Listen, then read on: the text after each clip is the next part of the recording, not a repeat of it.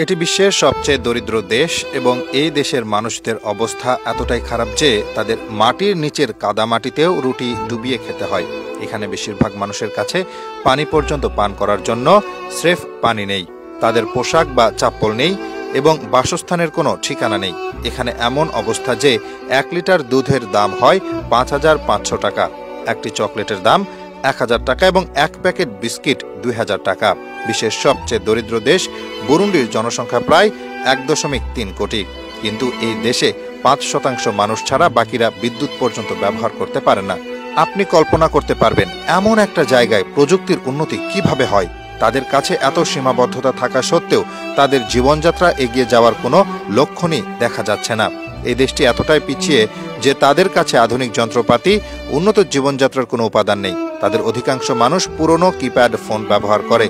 যখন আমাদের দেশে স্মার্টফোনে লোড হওয়া অ্যাপ দিয়ে অনেক কাজ করে ফেলতে পারি, সেখানে তারা দিনে 10 টাকায় সংসার চালাতে হয়। বিশ্বের সবচেয়ে দরিদ্র দেশ বুরুন্ডি এমন একটি দেশ যেখানে খাদ্য নিরাপত্তা বলতে কিছুই নেই। খাদ্য সংগ্রহের জন্য তারা খুব বেশি পরিশ্রম করে।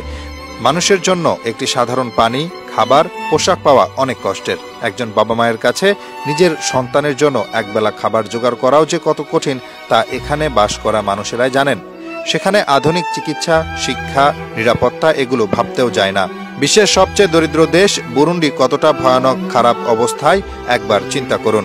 আপনারা যারা দেশে নানা ধরনের আধুনিক সুবিধা নিয়ে এতটা ভালো আছেন, তারা কখনো ভাববেন যে দেশগুলোতে দৈনন্দিন জীবনে খাবারও পাওয়া যায় না। সেখানে কি ঘটে?